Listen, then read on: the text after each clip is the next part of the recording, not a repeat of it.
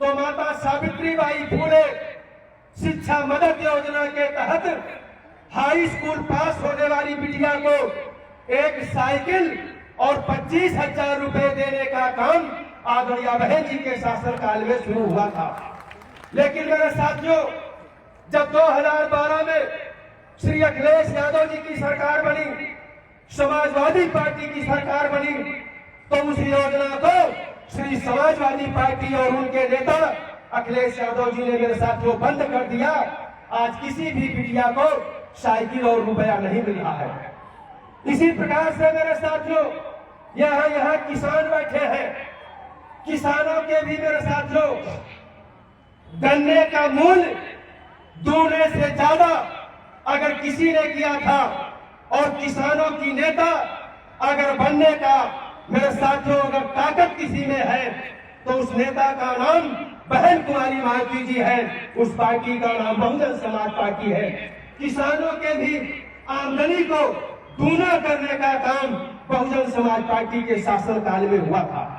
यही नहीं मेरे साथियों, हमारे अनुसूचित जाति के कर्मचारी प्रमोशन करके तहसीलदार से एसडीएम बन जाए, एसडीएम से एडीएम बन जाए, एडीएम से सीडीओ बन जाए, सीडीओ से डीएम बन जाए, डीएम से कमिश्नर बन जाए, आगे प्रमोशन करते रहे।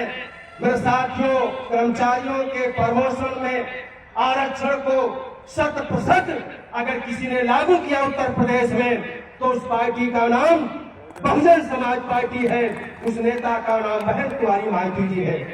दलित समाज के कर्मचारी तहसीलदार से एसडीएम बने, एसडीएम से एडीएम बने, एडीएम से सीडीओ बने, सीडीओ से डीएम बने, डीएम से कमिश्नर बने।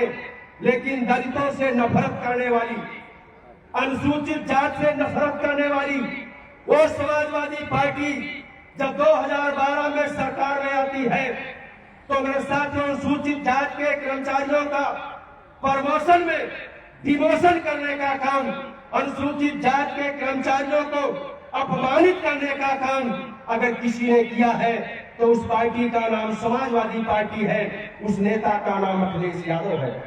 मेरे साथियों, मैं काम गिनाऊंगा, पूरी रात बीत जाएगी, लेकिन मैं नौजवानों से कहना चाहता हूं, आज हमारा नौजवान भटका हुआ है।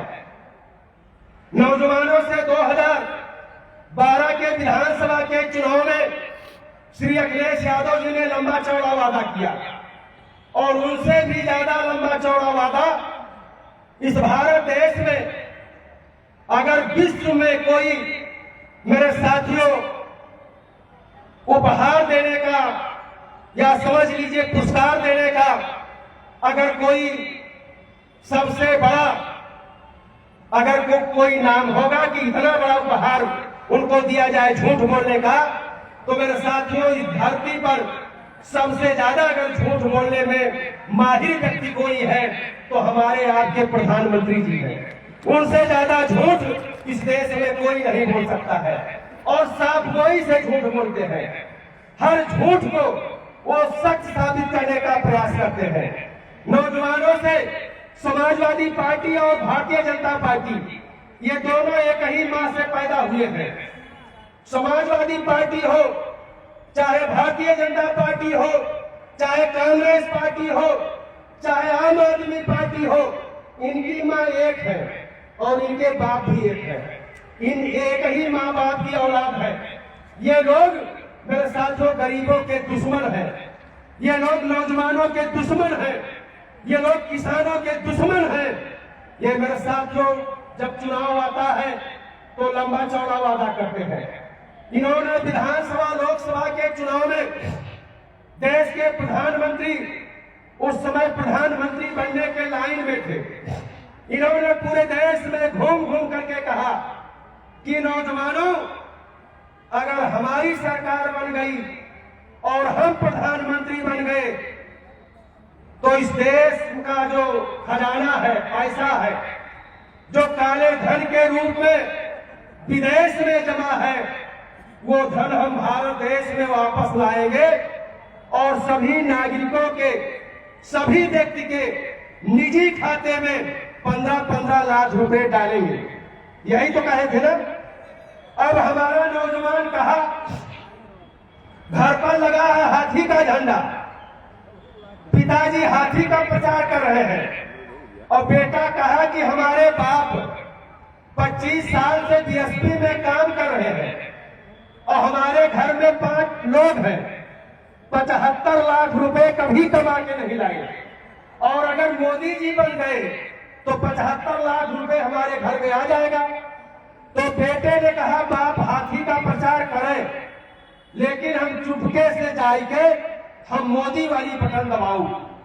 बड़े पैमाने पर हमारा नौजवान जा करके मोदी के निशान वाली बटन दबाया, उसका मैं नाम नहीं लेता हूं।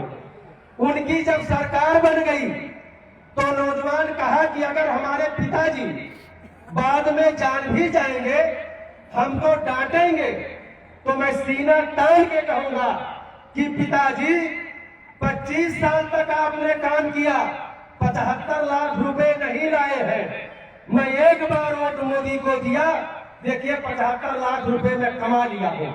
अब नौजवान बेचारा गण के लाया था कि हमारे 2 भाई हैं, बहन है, माँ है, बाप है, सबके खाते में 15-15 लाख आएगा, 75 लाख हो जाएगा। अब बेचारा नौजवान जैसे 2 महीने बीता, फिर इन्होंने क्या नारा दिया, कहा कि अब जनधन का खाता खुलवाइए। अब हमारा गरीब समाज ठिठुरन भरी ठंडी में बैंक में जाकर के लाइन लगाना शुरू किया। सोचा कि अब ये जो पैसा 15 लाख आने वाला है इसी खाते में आएगा। मेरे साथियों, बैंक में लोग लाइन लगाए,